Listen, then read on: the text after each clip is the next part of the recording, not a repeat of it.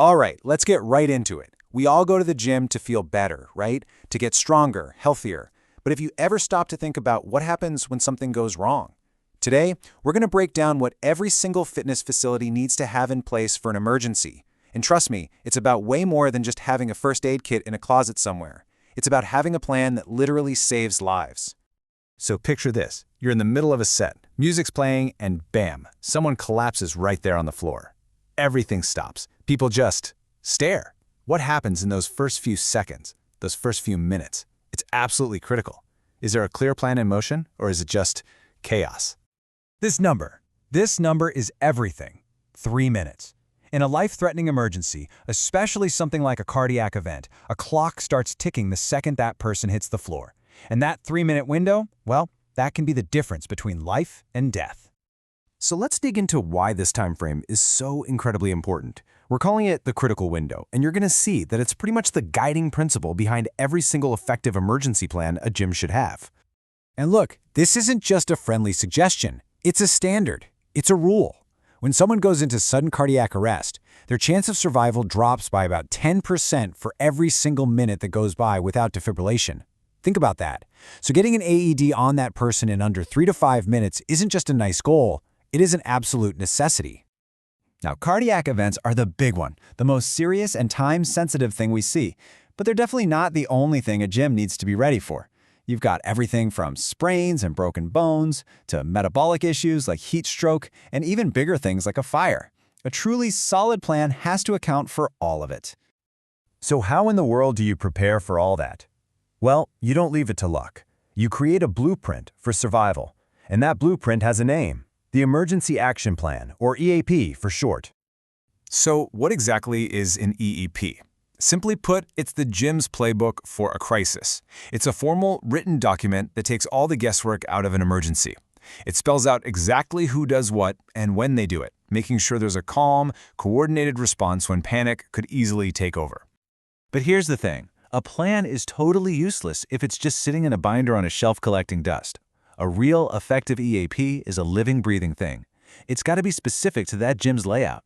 It has to be physically practiced, not just read about, at least twice a year, and every single person on staff needs to know it inside and out. Okay, so you've got a great plan, but a plan is nothing without the right people and the right tools to actually make it happen.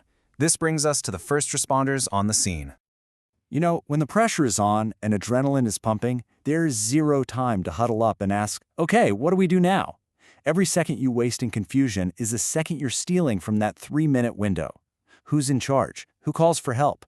This is where having a crystal clear chain of command is the backbone of the entire response. This is role number 1, the point person, the calm in the storm. Their job is to direct the entire response, making sure every single step of that plan is followed correctly and without panic. Next, you have a designated person whose only job is to be the link to professional help. They need to know the gym's exact address and be able to clearly explain what's happening to the dispatcher. A clear, quick call saves precious, precious time. And here it is. This is the person who's literally racing against our 3-minute clock. They have to know exactly where that AED is and get it back to the scene without a single moment of hesitation. Their speed has a direct impact on survival. And finally, there's this role, one that's so often overlooked but is absolutely vital. Someone has to manage the scene. They create a safe, clear space for the responders to work, guide other gym members away, and make sure there's a clear path for EMS when they arrive. So having roles is one thing, but having the skills to back them up is another. At the absolute minimum, the staff needs to be certified in CPR and how to use an AED. They also need basic first aid, and, this is huge, they need to do drills in their own facility so they're not just trained, they're practiced. This really says it all.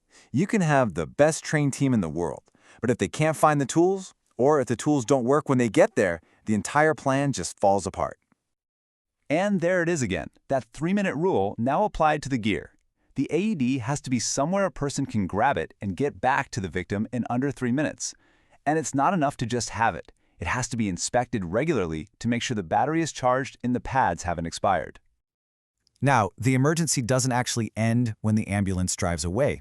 What happens next is just as important for making sure the gym is safe and legally protected.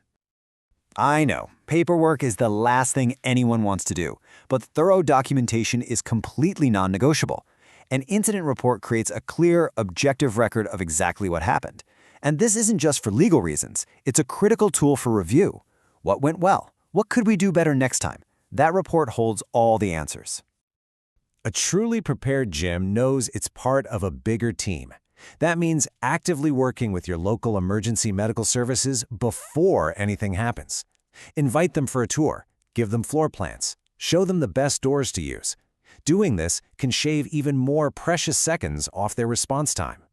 So, the next time you walk into your gym, just take a second, look around. Do you see an emergency plan posted on the wall? Do you have any idea where the AED is?